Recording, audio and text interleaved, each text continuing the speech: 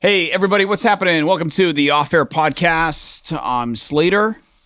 I'm still Marjo, yeah. Still here. Very special guest today, a familiar face in the Berkshire County area, Pittsfield, Massachusetts. He was the superintendent of Lee Public Schools. He was the superintendent of Pittsfield Public Schools. He was the superintendent of Mount Greylock Regional School District. He is currently the principal of W.E.B. DuBois in Great Barrington. Jake McCandless is here, everybody. Let's go.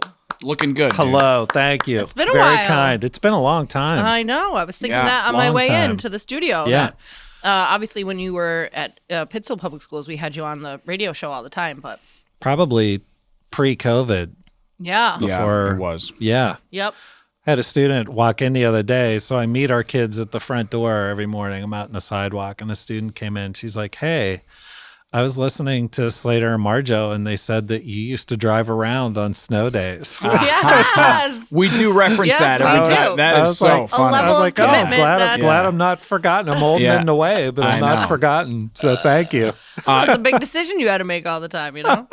Easter was good. Easter was great. You know, we had a story a time around our Easter table, and I just can't get enough of this story. It was Jackie's sister, my fiance Jackie's sister had admitted to the table that she was going to yoga in Pittsfield, and she parked in the spot next to the handicap spot, which is sort of diagonally striped.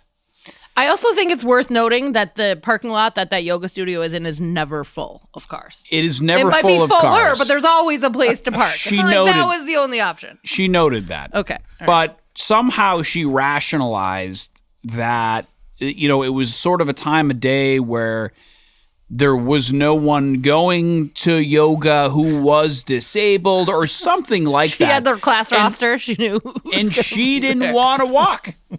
You know, she wanted to park there, and she admitted she was wrong. And somebody in the yoga studio had called her out, but I mean, quite viciously in front of the other patrons in the studio, in the yoga studio. I mean, really crashed out, like just yelling and screaming Yes. about how you have no right to park in that handicap spot, even though the lines are striped. But the irony here is that woman was also parked in a handicap spot. And her justification for this was they didn't have the sign above. It was only the paint. It was on only the pavement. blue and white spray paint on the asphalt. And she was not an individual that needed to be parked in that spot. Both two able-bodied women, grown-ass women, So- going to yoga. By the way, What the hell is going on here? Right? can't. So Jackie and her brother and I are looking at each other going, you never ever can do that. Yeah, there's never a time you're gonna there's never justify a time you can parking park in in a a handicap spot. Yeah, no. And I knew I was wrong, but you know, I chose to park there, but this woman went on and on and on, and she even called me the C word. I Which was seems like, very aggressive over a parking spot. you know, but yeah. I'm She just said- wondering, she was said there something an like- escalation of things that happened? Right. Did she say, "Hey, by the way, you shouldn't park there," and then maybe like it just seems like a wild reaction, especially from somebody who is also doing the same thing. Classic projection, I thought, right? Like, Wow. but in some weird way. Now, I looked it up, and technically, you are supposed to have that sign there. Still, but if you see Technically. sure, but what human being is going to see a wheelchair painted on the ground and Correct. still park there? Like I've never even noticed if there is a sign in front. But it was the one with the lines on it. I'm like, I feel like this is a Seinfeld Yeah, episode. what is I'm that? Like, it's What like difference that. does that make? That's for the wheelchair car. Yeah. To open. So they have space Correct. to I let also a love wheelchair out. that this woman is focused enough on her health and well-being that she wants to go to yoga class to benefit movement, to move Yeah. her body, but doesn't want to But doesn't want to walk. the extra parking. Like, it's just so funny to me. I really would have paid. I got to find somebody who was in that class because I really I need a third-party opinion of what really went down. I think like very quietly, there must be colleges and universities offering majors in indignancy and outrage over Probably. relatively minor things, Right. given everything that happens in the world Right. on a daily basis. But maybe that lady was having a really bad day. I don't know. But it seems a little. I am with egregious. them that those spots are there for a purpose and for Sure. people for whom they are there for. Yes. Never a reason But I you would can park never there. ever park in one. No, never. Right. So, wow. And I Never. know it's kind of a pain in the butt, right? Any sort of big box store, there are Yeah. 2 or 3 designated spaces for handicap. At and least. then there's the Instacart spots. Yes. Right? Yeah. So The pickup spots, yes. the reserved parking spots in a lot of big box retail stores Yeah. now are aplenty, right? There's a lot of them. Well, and there's I get still it. more regular parking spots. than Yes, of specialty course. Yeah, spots. but not There's right. still I mean, listen. Plenty of readily available parking Right. spots. I mean, nobody wants to. I mean, you want to be the closest to the store, right? I mean, unless you're purposely trying to get exercise. Yeah, or park your car away from people. I know people Right. who do that. And then you've got the parking out there, carriage spots that also takes up space. Yeah. You know, when you put the. Well, Yeah. Slater doesn't use those. So I do use those. He doesn't put his grocery. There cart was a back. couple of one times. of those. There One was a of couple. those. There was a couple of times where I didn't return the cart.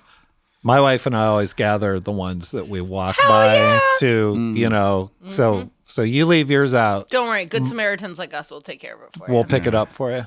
We had no Easter conversations that were that spicy or entertaining at our house. Dude, So, it was yeah. And you know, and she offered to tell the story too. I mean, she just came out with it. She goes, "I have a story." Because I think she thinks that everybody should just be laying blame on the woman who flipped out Yeah. on her. Yeah. Probably it seems like maybe overreacted to the situation, but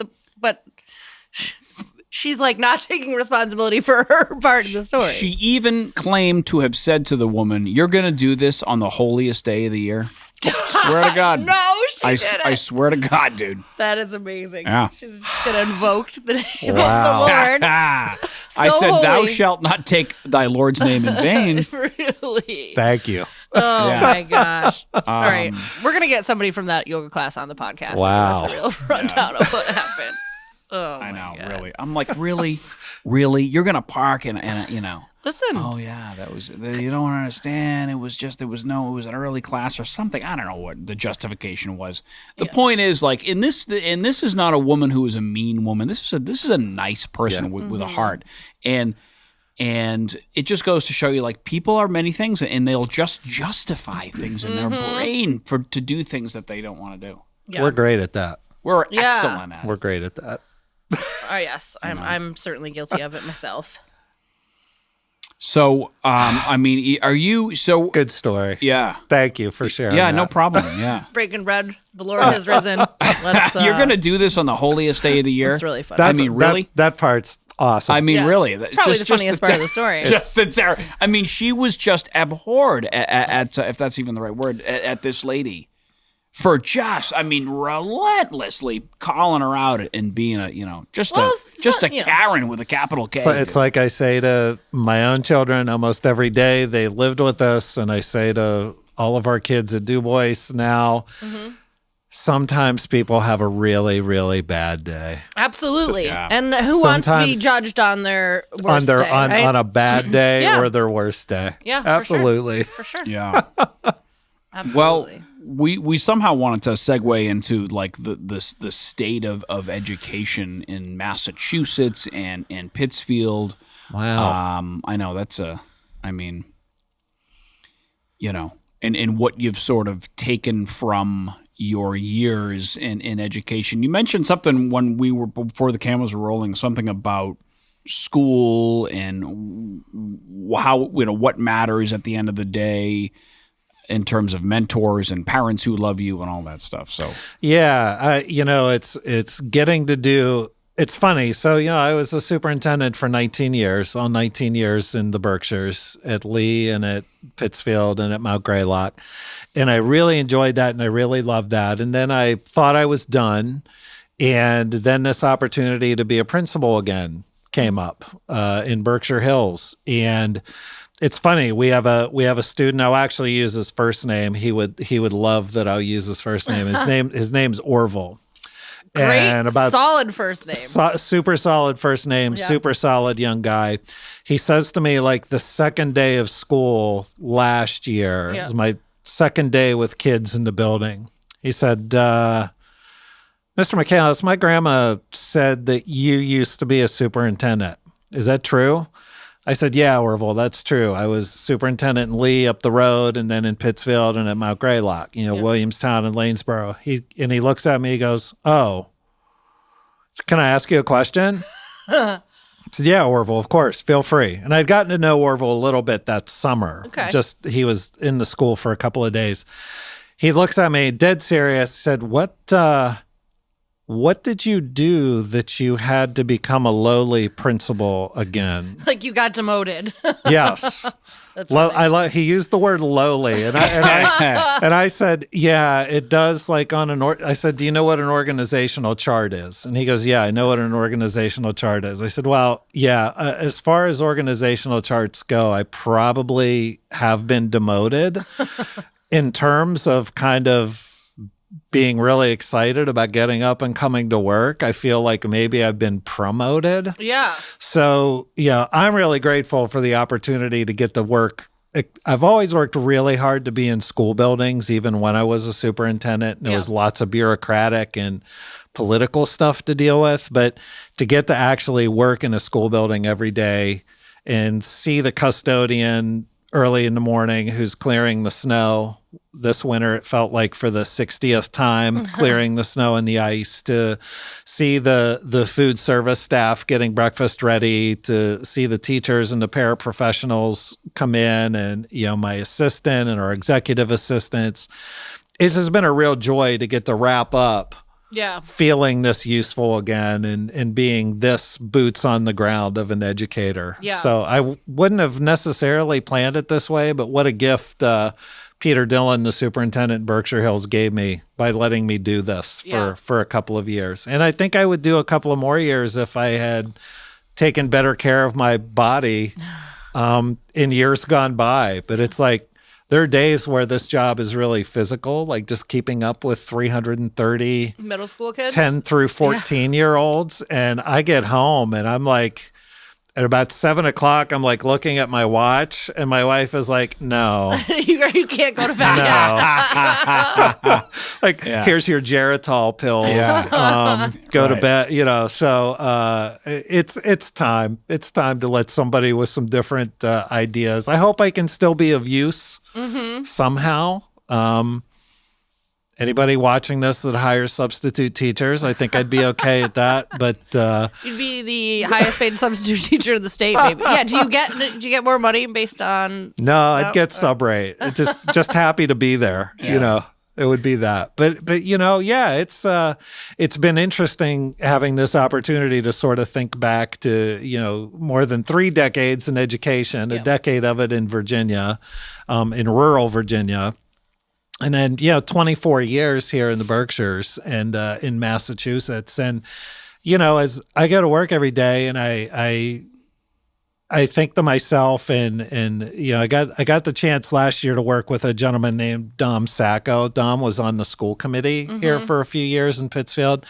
Dom was a school adjustment counselor at DuBois for years and years and years. And we were a really good team together. The two of us did a lot of good work with some of our kids who have really, really challenging things. And I said to him one day, I said, I have a master's degree, I have a doctorate, I have all this stuff.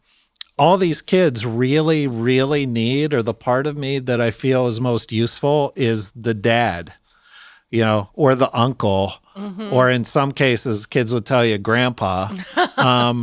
That to me, I have my priorities straight now. I'm not sure I did when I was 31 and became principal in Lee, but doing it now again at the other end of my career, it's been a real pleasure to do this and know what's important and what's not important. Yeah. State regulations. I mean, I know MCAS has changed back a little bit, but like the curriculum and all the T's that have to get crossed and the I's that have to get dotted, sometimes I feel like the human side of education maybe can get lost. Right? And that's the piece. That's the piece that always reveled in, but really getting this chance to be principal and having, a couple of grown-ups that I get to work with. I was their principal in Lee, which is wild. Which is crazy. And I have probably like six kids at DuBois that I was their mom or dad's principal. I saw a dad today that I spent a lot of time with when I was a principal. And it was like so awesome to see him. I'm like, hey man, I know you're busy. I know you're taking something to the nurse for your son, but you're a good dad, man. That's great. I see you here, and I know what your boy thinks of you. Oh, that's great. Thanks for doing that work. And it's like, and that to me,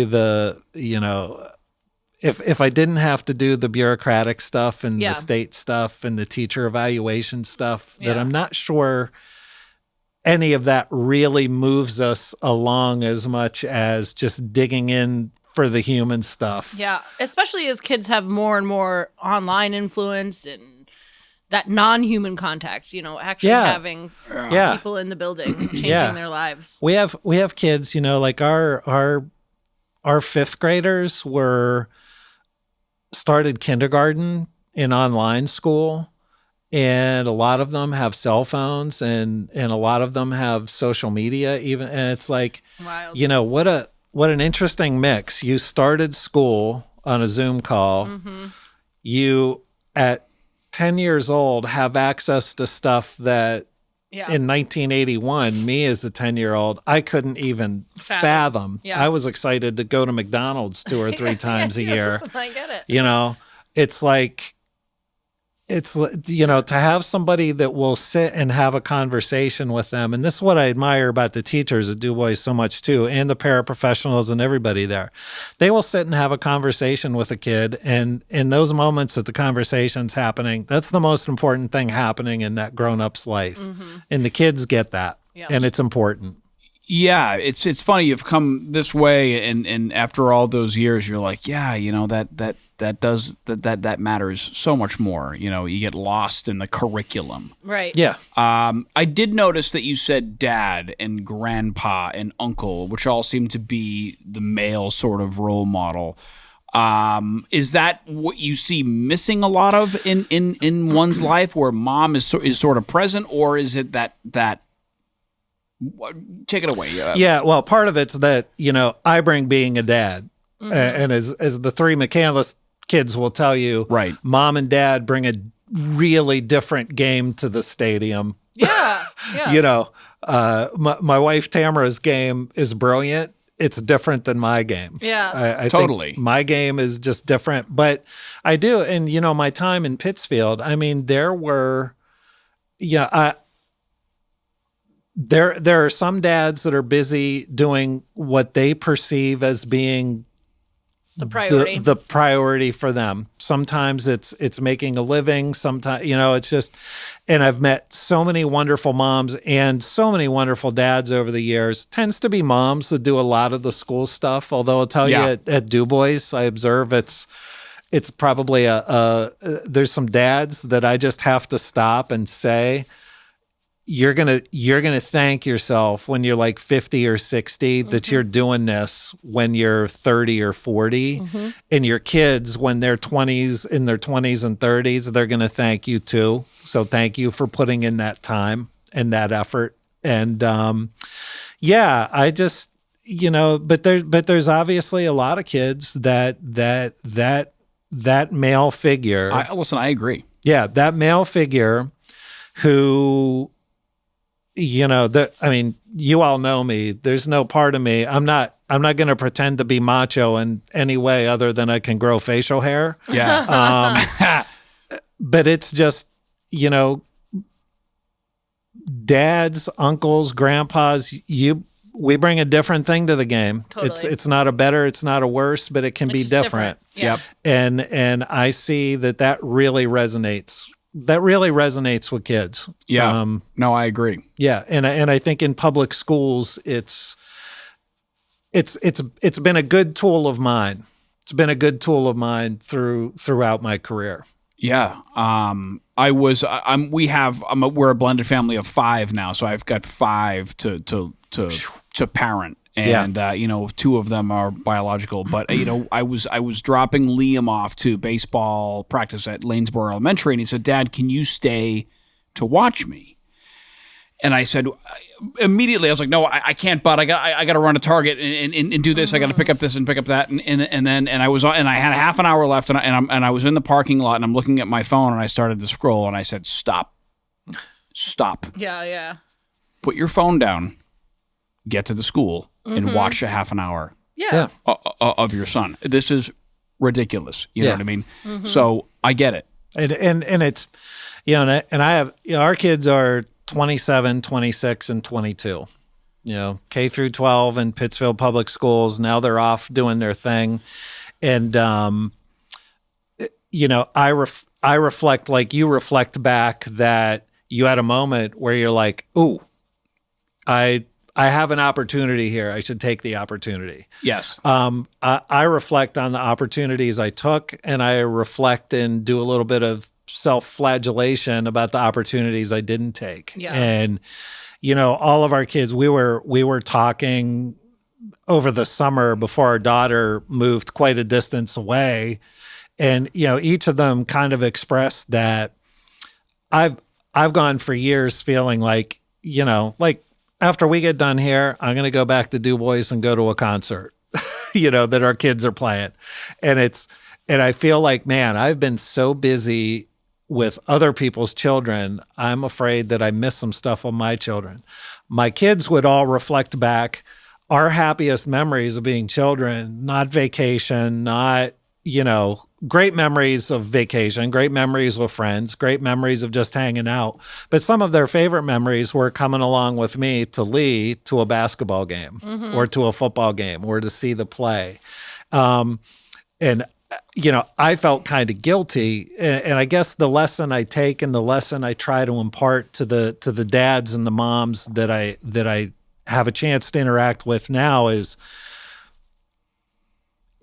it doesn't have to be special. It doesn't have to be magnificent. You just need to be there. Yeah. You just need to be totally. present. Totally. That's your it. Kids will remember just that. be. I know. Yep. Just be. I know. Totally. I know. Because your kids will tuck it away. Absolutely. It's amazing what my kids will recall. Hey, Dad, you remember that time when you and me were just sitting on the couch and we were watching a Tears for Fears music video and you said this, and I was like, yeah, no, I do remember that. Like, right. And just you're expecting them to remember the vacations you took and the Christmas presents and stuff like that, but in reality, it's the smaller, more day-to-day things, I think, that stay with them, right? Yeah, and I try to have the same conversations with educators. It's like, I had the most amazing group of educators. I went K through 12 in the same small school district in rural Pennsylvania. My brothers both went there as well. I remember very little of the facts and figures that we memorized, but I have a million memories of just really cool little conversations or times when a teacher that I didn't think got me that well made me feel really special or said something that let me know, yeah, I'm hearing you and I get you. Yeah. That's the stuff. Today at recess, today was one of those classic Berkshire days where it was sunny 1 minute and snowing the next. Yeah. So, I do lunch and recess every day with our 5th and 6th graders. That's probably the part of leaving education that I'm going to miss the most. Yeah. Started snowing like crazy. About 5 minutes before recess. Yeah. And about half of the kids were like, bro, you got to let us go out. And they do like bro. Oh, I've had to acclimate to that. You said that perfectly. Bro. And then about half of them are like, you can't possibly make us go out. And my mom does have DCF on speed dial. So we did a quick tally, of our 160 5th and 6th graders, said, who wants to go out? Who wants to stay in? It was about half and half. So one of our paraprofessionals, wonderful, amazing woman, she's retiring this year. Her loss will be felt much more at that school than the loss of their principal, I assure you. We took the kids outside. 5th grader, we're playing wiffle ball. He was standing on second base. I was umpiring between first and second. He looks at me. He's like, I'm always going to remember recess of April 7th, 2026. Yeah. Because you could not see like 2 feet in front of your face and they're playing wiffle ball. That's great. I was like, yeah, you probably will. Yep. You probably won't remember what you did on your MCAS last week. Right. But I bet you will remember this. You know, it's so funny you say that, man, because you're reminding me of a memory of my 5th grade teacher in elementary school where he would play football with us at recess. Yep. Yeah. He'd be the quarterback and he'd play football with us. And he was an older guy and he was a stud, dude. Yeah. He was a great athlete. I mean, really. But of all the things he taught us in 5th grade, that stands out. And the way he made his A's. He didn't go like this. He put the little thing on the top there. And you'll probably still have that locked in when you're 90. Yeah, seriously. I know, it's wild. Yeah. That's the thing. It's like, just remember that these little moments that we have the gift of getting with kids every day. That's what they're gonna take from this place 20, 30, 40 years from now. Yeah. A loving, caring interaction. That's right. With students. Yep. That's right. Not their head buried in the rank book. Yeah. Right. Yeah. No, it's very true. The rank book. Oh my God. The rank book. With the red pen. Yeah, listen. I get it. I don't think they take attendance in a rank book anymore. It's probably all computerized. I gotta right? say, you would get some blank stares from anybody under 50 about the rank book. No offense, Slater Slater. is under 50, just for the record. They don't use rank books anymore? No, He's an old soul. Oh, my, I am an old You're soul. an old soul. They're not Totally. doing roll call with the rank book anymore. Something interesting you said before is when Slater was asking about kind of the lack of maybe male figures or father figures in students' lives, you were saying maybe a different mixture of that at your current school in the Southern Berkshires, but different than Pittsfield. And this is something that always comes up, and I know we've talked to you about it before. We kind of wanted to get your 2 cents on the state of education in Pittsfield. Pittsfield's so much different than the rest of Berkshire County, even compared to North Adams, which is the other city. And this is true with anything, but especially with education. The challenge is, I think sometimes it gets unfair comparisons. Well, this isn't happening in Lenox, and this isn't happening here. But Pittsfield is so vastly different. Is that an explanation as to kind of how we've gotten to where we're at in Pittsfield Public Schools? Yeah, there's, we would all love it if it was just that simple. Right. That, well, we're bigger. We're not as wealthy. Yeah. We're lots of things. And I, used to, when I was superintendent in Pittsfield, and I know, Joe Curtis was very involved, Jake Eberwein, my predecessor, was very involved. Pittsfield, for superintendents, was a part of the Urban Superintendents Network. I mean, we were sitting at meetings with the superintendent from the Boston Public Schools, from Springfield, from Worcester, from, Lowell and places like that. And I always felt really out of place there. But the reality is, it's like. But would you also feel out of place being in a meeting with like Lenox superintendents in Lexington and like Duxbury? I mean, wouldn't you also feel out of place there? When we would meet as a county, it would often be, I'm hearing you, but our challenges are really different. Yeah. And in Pittsfield we have theater that mimics a big city, and we have schools that more mimic a big city than we do any of our neighbors, including North Adams. Yeah. North Adams, has the similar economic challenges that lots of families in Pittsfield have, but it's a real challenge. It's I remember going up to Mount Greylock and realizing that annually we might have to look for 1 or 2 teachers to come in, and there were usually 25 or 30 applicants for each of those teaching jobs. And like remembering the panic in Pittsfield as you would hit like mid-July and realize we still have 35 teacher openings. It's really that much of a difference. Yeah, there was not a year in Pittsfield that we did not have at least 50 new teachers. And a couple of years during my 7+ years there, it was upwards of 60 to 65 teachers that had to be hired over the summer. And it's living in the Berkshires is not everybody's cup of tea. MCLA does a brilliant job of preparing young educators and career changers to go into the field, but their scale is not nearly enough to supply all of Pittsfield, let alone all of Berkshire County. Finding the very best people that the young people of this community deserve to have as teachers and to have as paraprofessionals is just a massive and daunting challenge every year. I think of Superintendent Phillips and Anne Marie Carpenter, and there was an Eagle report about that there's special education classrooms that don't have certified teachers in them. It's reading that from the public's perspective, it's like, how dare they? Yeah, it feels a little shocking to hear that, It right? is shocking. From an insider's perspective, it's like, in my mind, it's always picturing like the scene in Lord of the Rings when Sauron is making orcs in the mud. It's like, hey, we don't have a secret place to manufacture people. Yeah. And well-educated people and people who have all the stuff about working with kids that you can't learn in an education program. Yeah. And that want to live in the Berkshires or can afford to live in the Berkshires.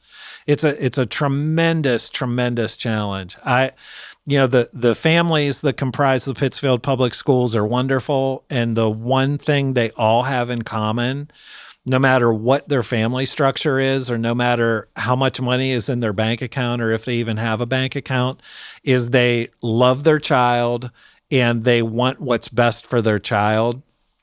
And it's hard to live up to those expectations sometimes as a public school system, where it's never the families that are the challenge. It's never the kids that are the challenge. The finances are a challenge. The politics are a challenge. The system is a challenge. The competitiveness to find employees that are the right employees, not just people to fill a spot.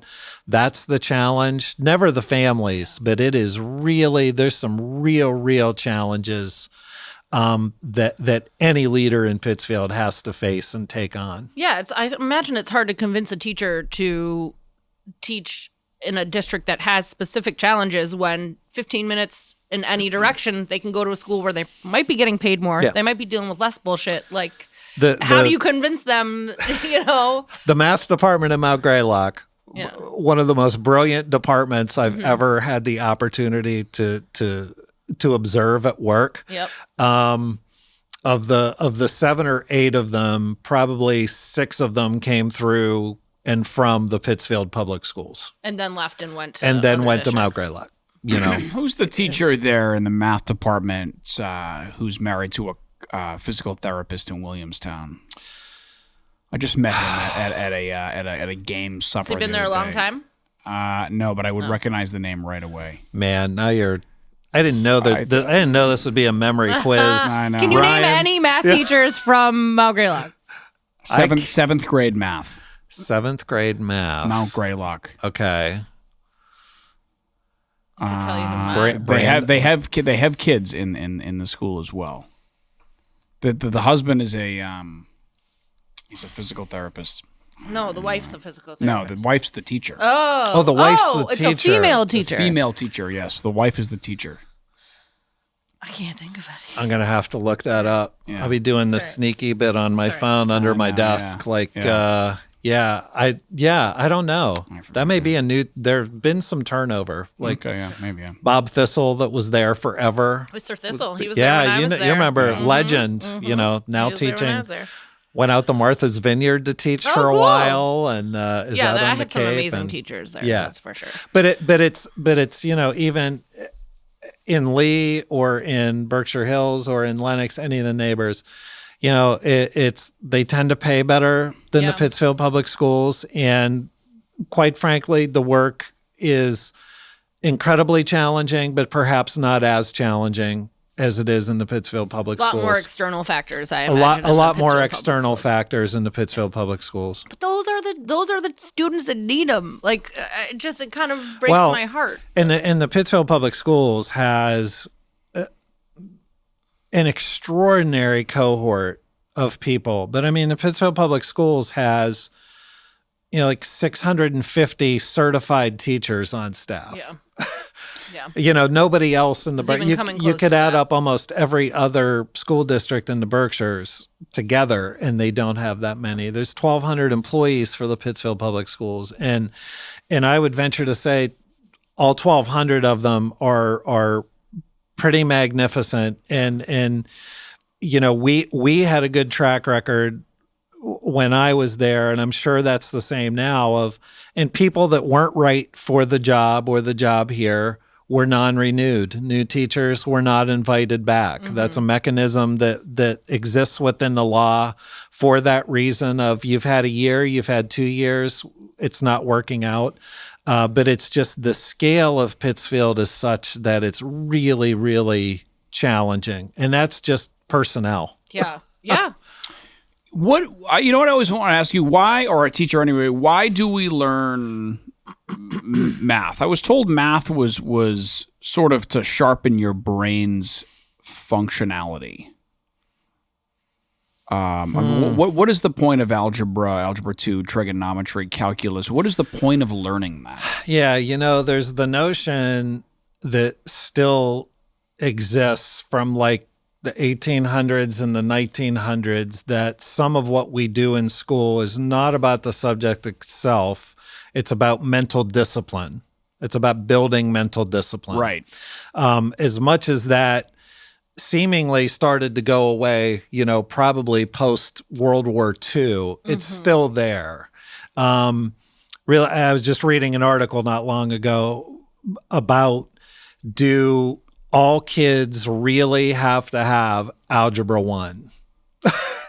Right. Algebra 1 seems to be the gatekeeper. After you get through Algebra 1, whether it's in middle school or high school, then there's the options like trigonometry, like calculus, like, whatever, that are for the people that are going to go to medical school or go be engineers or do that kind of thing, or go to pharmacy school or go off and be nurses. But how do 15 and 16-year-olds even know, right? Yeah, I mean, how do you even know what you want to do? Yeah, but I suppose if your brain is more inclined, like you enjoy those subjects more, you're going to lean into them more. Yeah, right? Absolutely. But then there's a lot of kids that it's like, when am I ever going to use this? Isn't that the classic phrase, right? And if we were being honest with kids, yeah, and this is, I think, harkens back to that. I think I have a better handle now on what's important than I did 24 years ago. If we're going to be honest with kids, it's like, probably never. You need to know enough mathematics that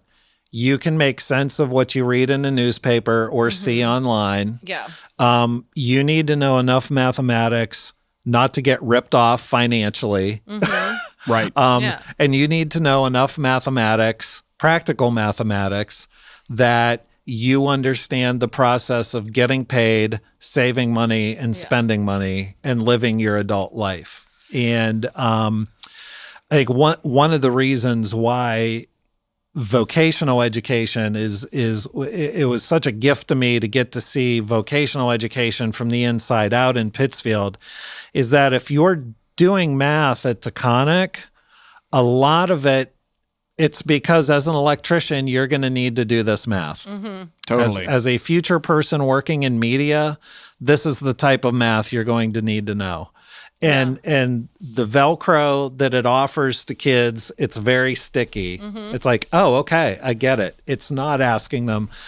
One of my kids is an engineer. He loved the math. Yeah. He took every ounce of math that Pittsfield could throw at him, and he loved it. His brother and sister, not so much, and they found other ways. But I do think it's a question that needs to be asked about maybe several areas of our curriculum is what really is important. Yeah. And there are some pieces that are like, well, it's important because it's a part of our culture. It's a part of who we are as Americans. That you need to know who Langston Hughes is. Yeah. You need to know what the Harlem Renaissance movement in music and art and literature was. You need to know some of the founding documents of our country. You may need to know William Shakespeare, but there's really a lot that for today's kids. Yeah. There's really a lot that is just like, man, we could be doing something that's going to be more meaningful to them, and we could be doing something that's definitely more interesting to them. And I really getting to be in a school again every day. I see teachers doing that within the confines of what the state says we have to teach. Yeah. They do it within the confines of what the state says we have to teach, but they do it. They find ways to answer that question honestly, rather than because I said so.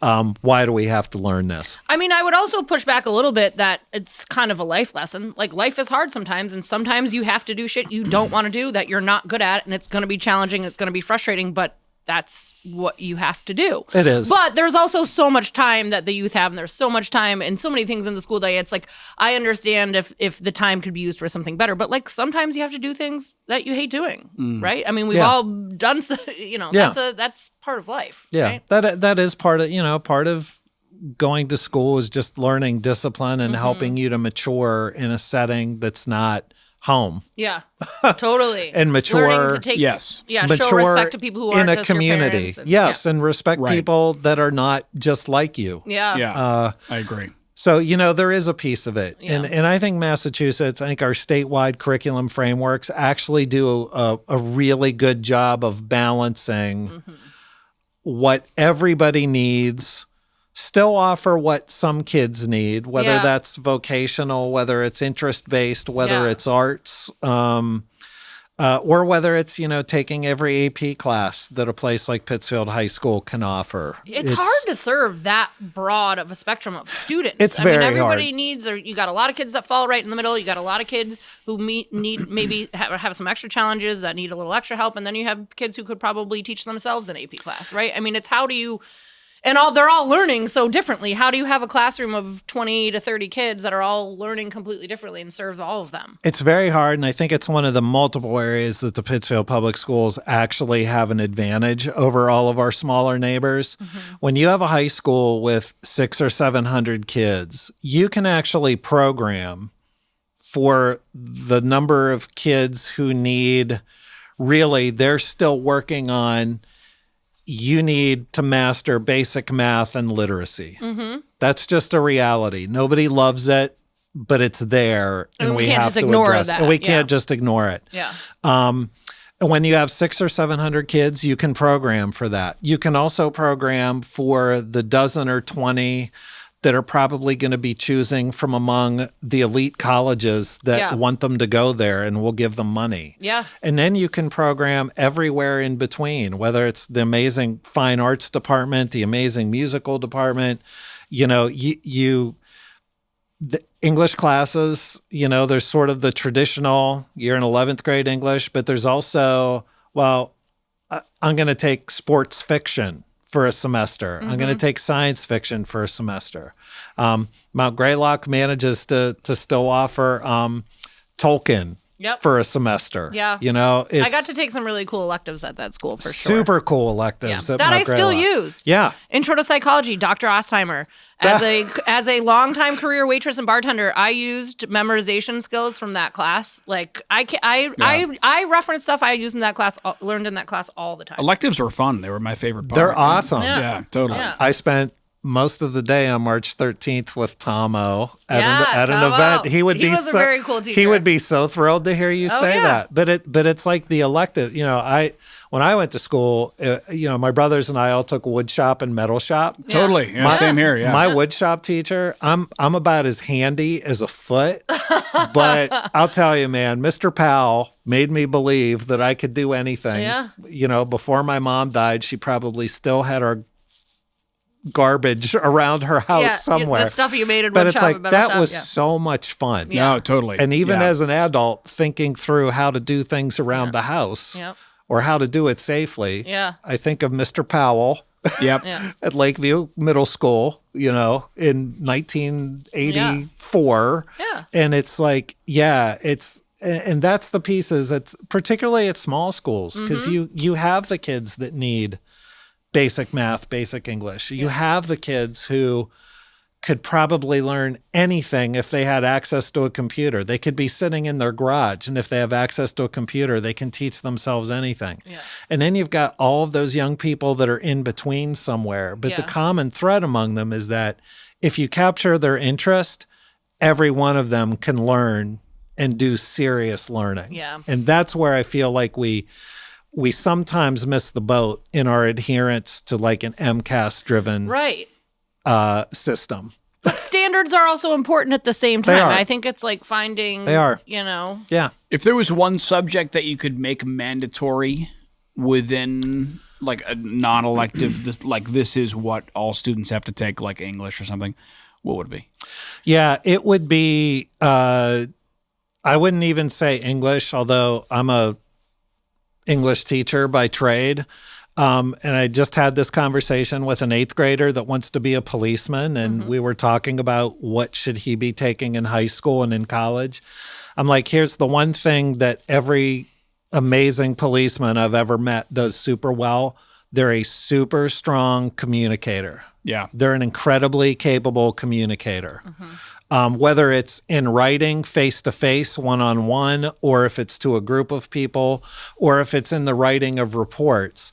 So, I would say maybe the dual edge of being a communicator in terms of output and being a wise consumer of communication in terms of input should be mandatory for everybody. Like listening?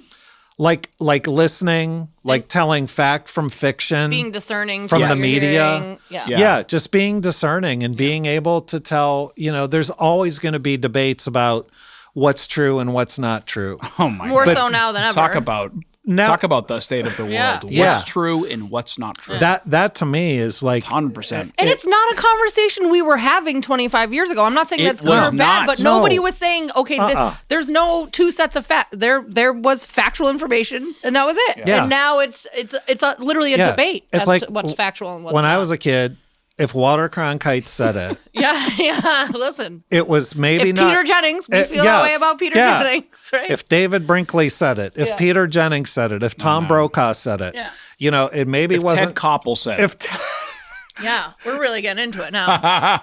now I'm just picturing Ted's ears. Yes. Yes. Taking me out. It maybe wasn't Moses coming off the mountain with the Right. Ten Commandments, well but have it been. was a close second it was place. a close second. And now it's so to me that's the A great communicator. being Yeah. a great communicator and an consumer. informed consumer of media and an informed consumer of communications. And then second would be, and the state dabbles in this. Again, Mount Greylock, I think, has the market cornered and does it incredibly well. Financial education. I was hoping you were going to say that. Financial education. Yes, absolutely. I think- Why did I Yeah. have to learn finances in the car business, bro? Yeah. Bro. Yeah. I had to I had to learn about Yeah. credit scores and what it actually was Yeah. and the differences between the bureaus on the job Yes. selling cars. That's really Yeah. good to hear because when I, graduated in 2002 from Mount Greylock, I think there was intro to finance and maybe a second finance class after Yeah. that, but they were not requirements. They were very much an elective that you could take. Well, Tomo and I were sharing the table at every year. Mount Greylock has a reality fair for the juniors. It's on a half day in March, and it's the juniors go into the auditorium. One of the guidance counselors hands them a sheet that says, here's your profession. Here's how much money you net every month. Here's all the things that adults spend money on. There's like 20 things. And Tomo and I were talking about savings, discretionary savings, emergency savings, short-term versus long-term. Yeah. These kids, a guy named Tom McCormick is the person that teaches that there. Every junior has to take it either first or second semester of their junior year. Oh, that's great. These kids they knew more than I knew at 40. Yeah. That's and, really good. and I'm like texting Tom saying, not Tom but Tom McCormick saying, man, just so you know, it got through. That's really great. And the kids have conversations. You know, I'm like you might want to talk with your parents about this. And about 80% of the kids are like, yeah, I'm going to do that. I'm going to go home, I'm going to do that. But 20% are sort of where a lot of families were when I was a kid, which is like, yeah, I'm not really about asking my parents about money in our house. That's like a grown-up thing. It was forbidden. It was off limits. Yeah. You know, Well, it I was never like asked rude. anyone how much money they it was had. like one of You those never, things you that know, was yeah. off Yeah. the table. But, And you know, now I think families communicate about it a lot. We do. A lot better. We Yeah. definitely and, do, and yeah. my wife and I My did parents too. are really good about that too. I'm very My parents, I knew how much my dad made every year from about the time I was 10, and they were very open about it. My wife, she couldn't tell you today how much money her parents made when they were Yeah, working. It was just, they didn't. I've heard some figures, but I couldn't. Yeah. Yeah. I So couldn't, you know. communications and finance. How do we get that? No disrespect to Mount Greylock, but it's an affluent school district. How do we get these financial lessons into schools that, you know, are in districts like Pittsfield or North Adams? Who makes up the curriculum? Yeah, well, that's a good question. You know, in a school district like the size of, and I'm about to go off on a tangent, so I'll give you a tangent alert, and you can grab me and yank me back onto the tracks if you wish. At a place like Mount Greylock, it's really driven by the teachers. At a place like Berkshire Hills, Lee, Lenox, it's really driven by the teachers. So a teacher said, "Hey, I think we need to do this finance reality class." You go in to the school committee and say, can we add this to the curriculum? Yes. Okay. And the district leadership says, you know what? We hired you for a reason. You work hard every day. We're going to trust your judgment on that, and we're going to do our best to make that happen. And then it tends to happen. This is the tangent. When you're in a place like the Pittsfield Public Schools, where the Commonwealth of Massachusetts itself and the Department of Elementary and Secondary Ed is breathing down your neck all the time about MCAS scores, it's a much more challenging endeavor to do that. And there's tons of research that says affluent school districts tend to have really, really fascinating curricula. Yeah. They also tend to be kids who will do fine with the school, without the school, in spite of the school in some cases. Schools that serve people who are living in more challenging economic situations often have the most prescribed curricula. And that's the right thing to do, because we live in a state where your funding is tied to it. There's a lot tied to it. But then those kids never get the opportunity that the kids in the affluent school district are getting when they need the opportunities more. Like you said, 90% of the kids who go to Mount Greylock are going to be fine regardless of the curriculum they take. Yeah, that's the conundrum. And I, as a parent watching my kids go, 3 of them go 4 years through PHS, I really admired the leadership of PHS and the teachers for how interesting they kept things. But MCAS for a lot of kids ended at grade 10. So that grade 11, grade 12, you could really focus on interesting things. Got ya. The elementary schools, Joe Curtis used to say to me when we worked together, still the smartest, hardest working person I've ever had the pleasure of getting to see at work every day and work alongside of. We would talk about, well, we need to do this. We need to do that. We need to do all of these things. And Joe would say, even, our first couple of years together, he was principal of Morningside. He'd say, nothing else I do here matters for the rest of these kids' lives if they can't read. Yeah. He's like, I know you're telling me as the superintendent that this is a priority, and I agree with you. But I'm going to say back to you, we'll do what we can with your priority, superintendent. Whether the best thing I can do for every one of my kids is to make sure that as many of them by the end of 3rd grade are reading at the 3rd grade level. Yeah. It seems like such a simple thing that the Totally. rest of us Yeah. take for granted, but that's the reality of it, It's right? very much the reality. You know, in Thai, Alan Jackson, you know, is massive on literacy. Yes. And you know the percentage that you'll end up incarcerated goes up if you can't read and write. And is there? Why can't people learn how to read? Is it a condition, or is it lack of, like, I don't understand. Yeah. Do you know what I mean? No, I think it's a great question. I think it's a hard question to answer, but because I think myself included, we all just think of the way that we grew up. Well, this is how you Totally. learn to Yeah, read I mean, because you your just- mom and you dad just- read you just books with learned you, to- or your grandparents or whoever your babysitters read books with you, and then you just went to school. and you never thought learned- about it. You just started just- reading. Not one a day. once. But if you're Yeah. growing up in Correct. a household where you don't have maybe anybody reading to you, or you're missing school because for whatever situation at home, I mean, I imagine that's how it happens. Yeah, I mean, I hate to even answer this question because there are lots of actual experts out in our community on reading. Yeah.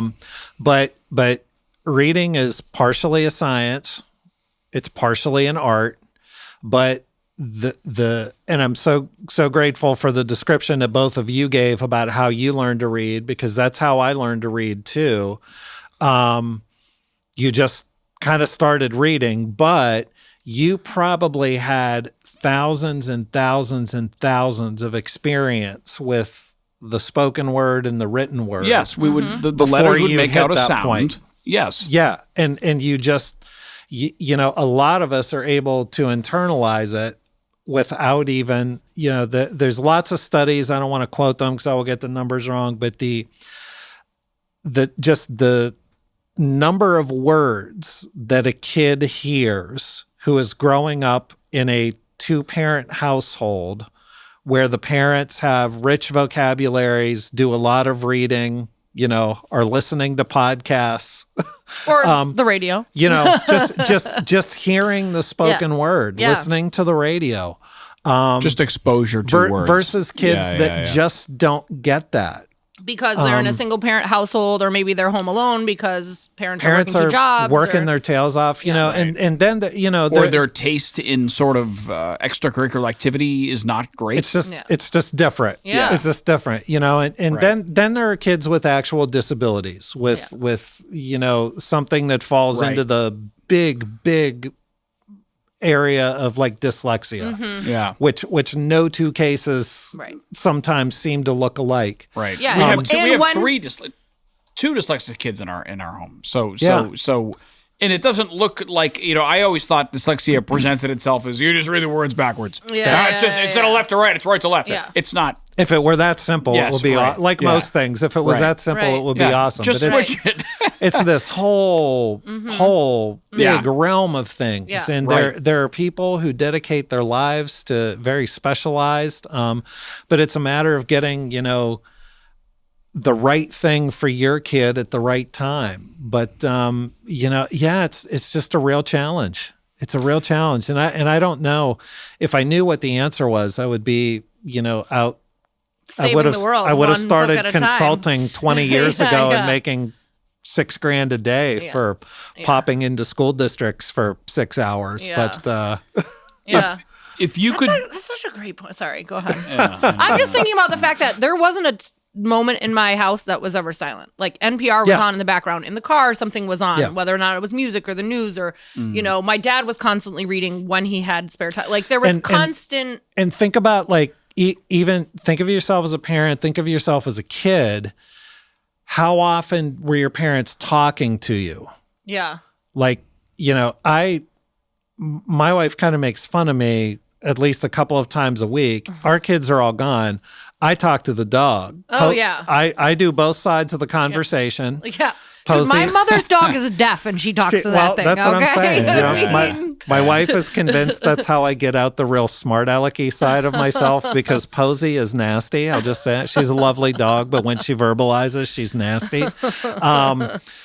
You know, but think about, you know, you talk to your kids when they're not even born. yeah. You're playing music for them. You're Yeah. reading to them. You're talking to Yeah. them. You know, and they know they're hearing the words. They're getting the love. That's not every kid's experience. And then how do these kids, are teachers so busy that they don't realize that these kids, like, how do they continue on? How do they make it to the 4th grade or 3rd grade and they still can't read? Yeah, I mean, here's what we know about holding kids. I think teachers know very well. Teachers know very well. Parents tend to know very well. You know, the research about holding kids back and making them repeat grades is that it's like this much good for this much bad. It's this much effective in kindergarten. When you start getting past kindergarten, it gets to the point where by 3rd or 4th grade, there's no room between my fingers.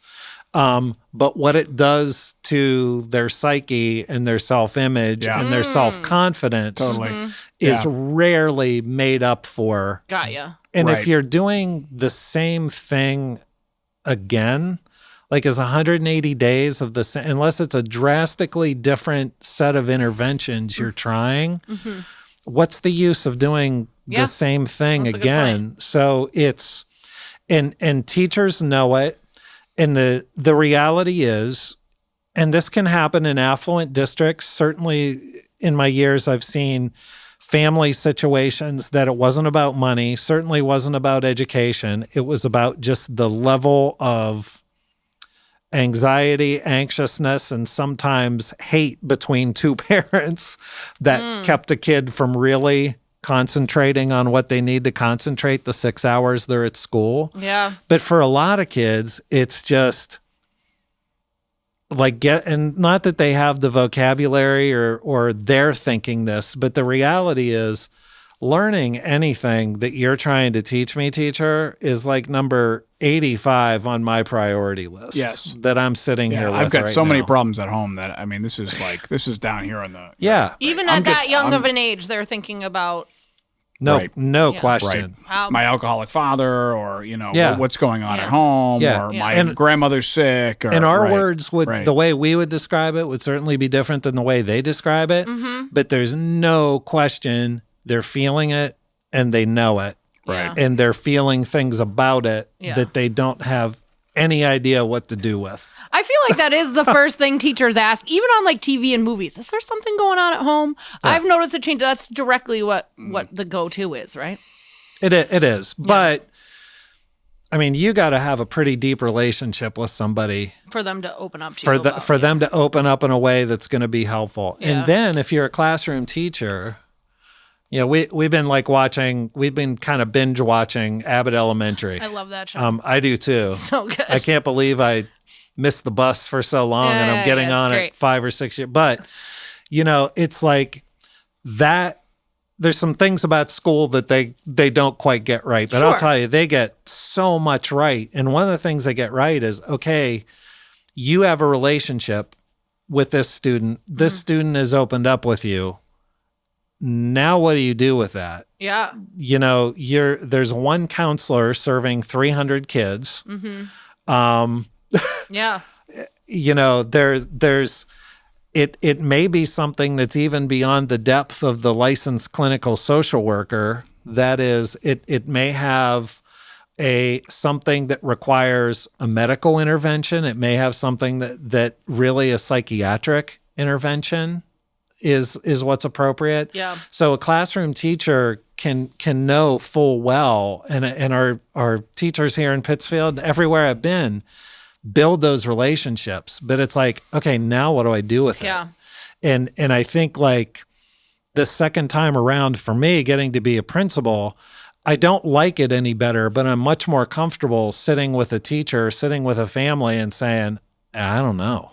I don't know. I Yeah. wish I did. You know, 30 years ago, I would have felt like, well, I'm the expert. I Yeah. have to know. Yeah, but yeah, yeah. but now it's like, oh my goodness, Yeah. I'm an expert in a hair's width of, Yeah. you know, a gigantic surface. So, you know, and in the Berkshires, it's an amazing place to be and live. And I don't think we're alone in the Berkshires, but that's our context. There is just not enough social service help. There is not enough counseling help. There is not enough therapeutic help to go around. Yeah. And that manifests itself in so many different ways, whether or not it's homelessness or addiction issues or ways. Education or, the workforce. And it shows up in 2-year-olds and it shows up in 85-year-olds and it shows up in everybody in between. Do you have, go ahead. Is there a need for a calling for people to step up and fulfill these roles, or is it strictly financial? I mean, because it feels like, wow, I hear this all the time. I wouldn't want that job. Oh my God. I literally say that on a daily basis. I'm not doing that. Like in a time where we need people to step up and fulfill these roles. Yeah. Yeah. I mean, here's the thing. It's like, when I describe teaching, there's stuff that you go off to MCLA, you go off to Westfield, you go to Harvard Graduate School of Education. There's stuff, they can teach you the science of being a teacher. My conversations with young people that are substitute teaching or volunteering in schools is often, hey, have you ever thought about being an educator? Because I have seen in you the things that whether you went to Harvard or Stanford or wherever, they could not teach you. You've got it because you're you. Bingo. Now let's talk about how to get the other stuff. Let's talk about how to get the technical stuff. Right. You're checking all those communicating boxes. Bingo. Right. Right. And I only say this and I'm not just trying, obviously I'm not saying, people need to step up. Not me, though. Because I see, now I have 5 kids, and that has changed my life, dude. Of course. So, and I see, I'm like, I get it now. Yeah. 15 years ago, I was getting drunk in the garage, being selfish, watching the world go by. That was like 5 years ago. No. I'm just kidding. Rare occasion. Yeah. Every once in a while at that point. Yeah. There comes a point where it's like, wow, man, get in it.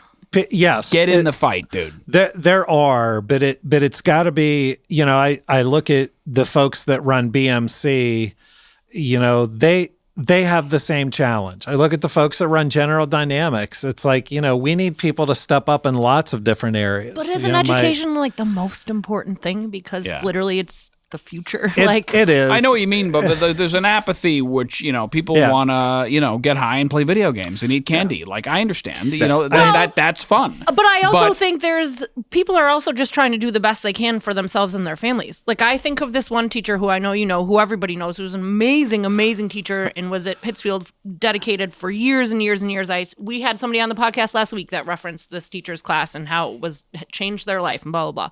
This person left to go to a different district with less challenges and more money. And it's like, doesn't that person deserve it?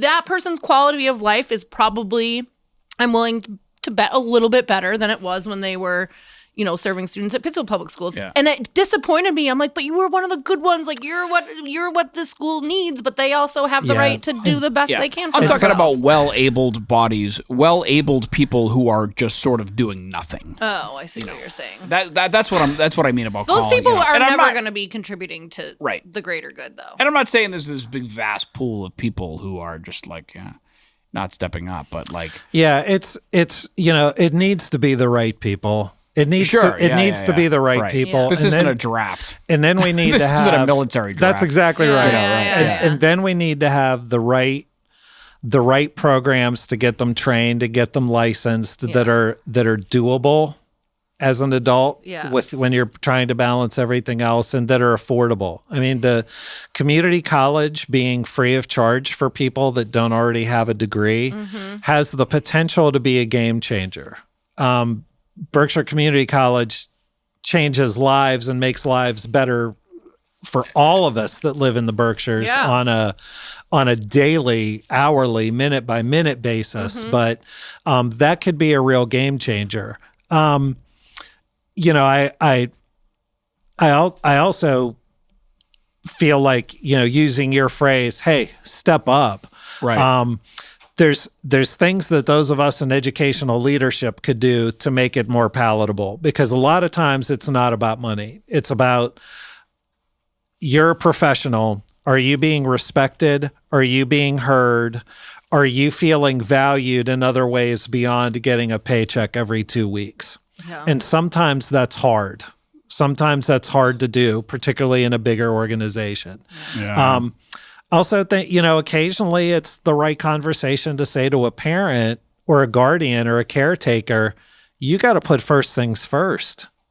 Yeah. You gotta stop drinking in the garage. Right. That's hard to say to people, though. I'm It's not hard to say saying to that to another you. adult. That's hard to say to another adult. It's very hard. Well, it's not even Oh hard to my say God, it to another adult. that's It's hard phenomenal. to receive that as an adult. It's It's hard to be a consumer both. of that. It's one thing It's- to communicate that to them, but then for It's- that person to take it in and do it's something about brutally it. hard to hear it. Yeah. And I think, again, going back to communications, Yeah. I have had that conversation with some families over the years, but it's like conversation number 50. It's not conversation number 1. Yeah. It's after you build a trusting relationship and they know that you care beyond their kid's score, or you care beyond the fact that their kid is a pain in the butt in school, that you actually care about their kid as a human and them as humans that are struggling to do their best. Yeah. And just saying, you are trying to do your best. Here's some ways you could do bester. Yeah. I get it.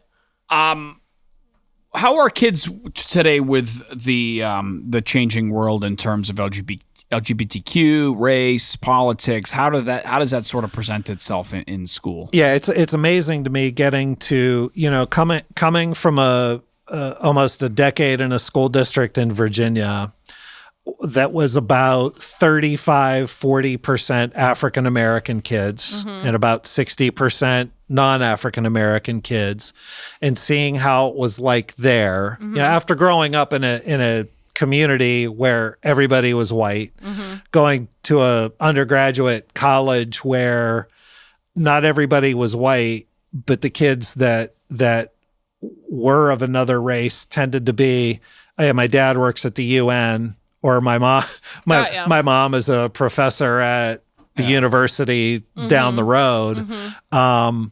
It was a real education for me. And then coming to Massachusetts, and Massachusetts touting itself as, hey, this is the most open-minded. We've got it all together. We're the home of, we're the home of doing the right thing, going back 200 years. Yeah. It's like, well, I got to tell you, and I heard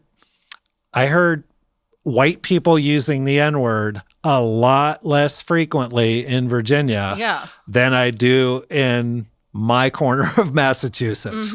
Interesting. Now, I will say over my almost a quarter of a century of being here, it's gotten better. There's the pockets of where those things happen has gotten better. And I think kids at younger and younger ages better understand that every human being has a right to be. Right. And there's not even anything that needs to follow that. You can put the period after B. Full No matter stop. who you are or what you're about. Yeah. If you're not violating somebody else's rights, you have a right, absolute, to be. Yeah. Having said that, it's really, really, even in school and in grown-up world, we're so far from a perfect world in that regard. Yeah. There is this notion that public schools are quote unquote indoctrinating.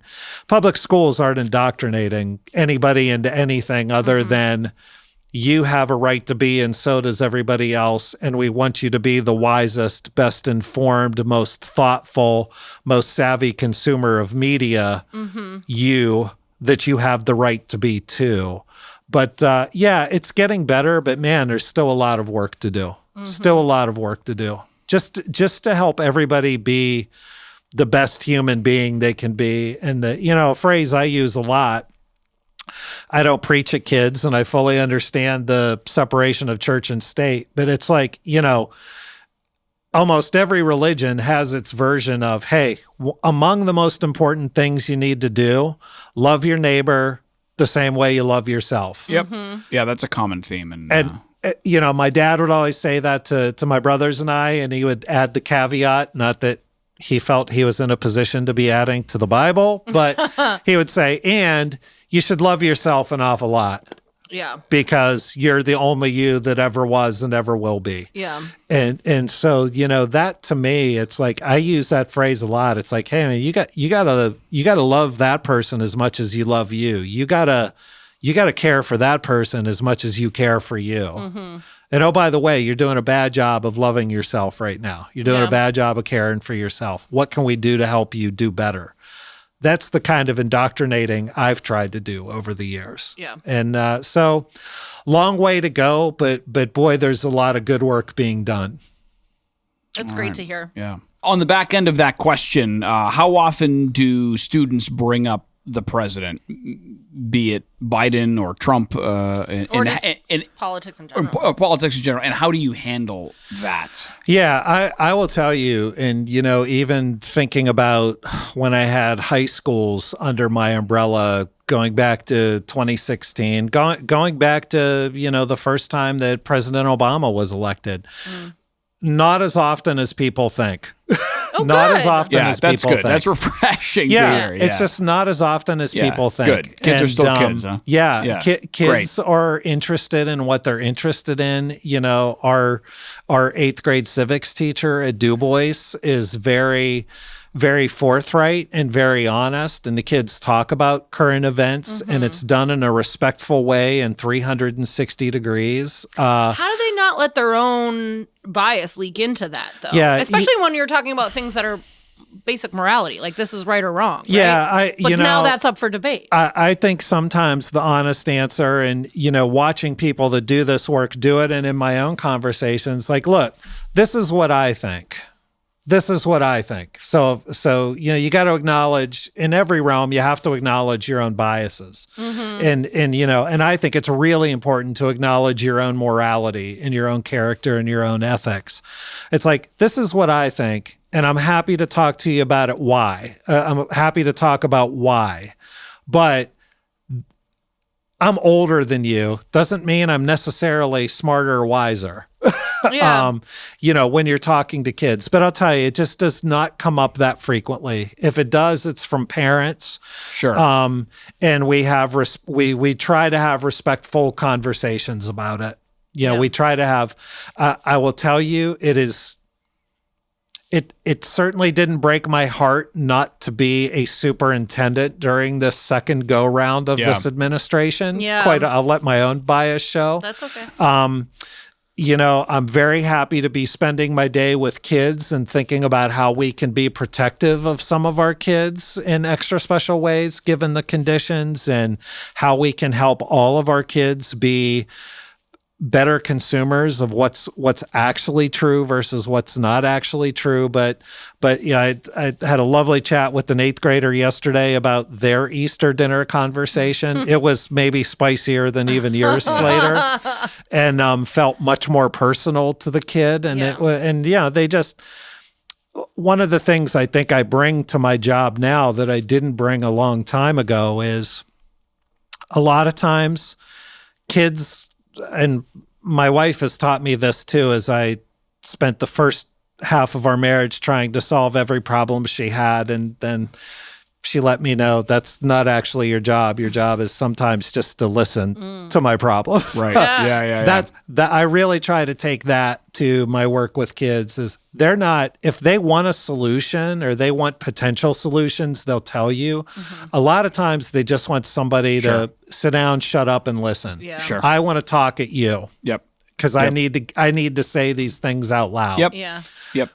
Yep. And most of the time, they're not really looking for my wisdom. Right. Yeah. They needed to say it, and then they're good. and I'm like, you said that really well. Right. I you heard said you. that really well. I hear what you say. I respect what you say. And Here's a bite-sized Reese cup. Are you allergic to peanuts? That's I don't really want the to key. derail my retirement this close to the end. Are you Oh my allergic to God. peanuts? Yeah, allergic to peanuts. Yeah. That's funny. There he is, Jake McCandless. Everybody, we appreciate it. Man. Thank you. I Yeah. appreciate Yeah. it. So awesome to see you both. Not Yeah. a problem. Yeah, likewise. Yeah, And for to see Ryan, too. Yeah, It's sure. good to see him, too. It's We good gotta to keep see him you, off too. camera. Yeah.